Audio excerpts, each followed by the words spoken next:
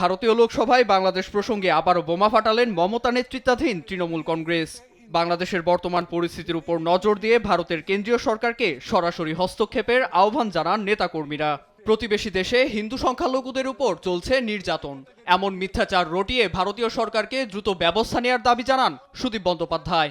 এছাড়া তৃণমূল নেত্রীর সুরে সুর মিলিয়ে বাংলাদেশের সকল সংখ্যালঘুদের উপর নির্যাতন বন্ধের দাবিতে কেন্দ্রীয় সরকারের দৃষ্টি আকর্ষণ করেন উপস্থিত নেতারা। সোমবার তৃণমূল নেত্রী মমতা বন্দ্যোপাধ্যায় বাংলাদেশ নিয়ে মিথ্যাচার শুরু করেন। লোকসভায় দাঁড়িয়ে বলেছিলেন, বাংলাদেশে হিন্দু সংখ্যালঘুদের উপর নির্যাতন করা হচ্ছে, নির্যাতিত হচ্ছে অন্যান্য সংখ্যালঘুরাও। এতে দেশটির কেন্দ্রীয় সরকারকে অবিলম্বে সেখানে শান্তি বাহিনী পাঠানোর প্রক্রিয়া শুরুর আহ্বান জানান তিনি। প্রয়োজনে বাংলাদেশের অন্তর্বর্তী সরকারের সাথে আলোচনা করে এই পদক্ষেপ নেয়ার দাবি জানান পশ্চিমবঙ্গের মুখ্যমন্ত্রী। তাহলে আমাদের লোকেদের আমরা নিশ্চয়ই ফিরিয়ে আনতে চাই, তার জন্য সরকার উদ্যোগ গ্রহণ করুন। তার এই মন্তব্যকে ঘিরে নিজ দেশেই এখন রোষানলের মুখে পড়েছেন মমতা।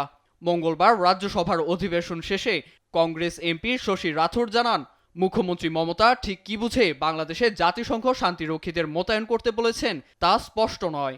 ভারতীয় গণমাধ্যম পিটিআইকে দেয়া এক সাক্ষাৎকারে এই নেতা জানান, তিনি নিজেও দীর্ঘ সময় শান্তিরক্ষা মিশনের অংশ ছিলেন। কোনো দেশ স্বেচ্ছায় যদি জাতিসংঘ শান্তিরক্ষীদের জন্য আবেদন না করে, তাহলে সে দেশের হয়ে এমন পদক্ষেপ নেয়ার এখতিয়ার কারণ নেই বলে মন্তব্য করেন তিনি। এছাড়া কোনো দেশ যদি পুরোপুরি বিধ্বস্ত পরিস্থিতির শিকার হয়, তখনই সেই দেশের সরকার প্রধান আন্তর্জাতিক শান্তি বাহিনীর সহায়তার জন্য প্রস্তাব তুলতে পারেন বলে জানান তিনি। নীরব দাস, ডেস্ক রিপোর্ট, দেশ টিভি।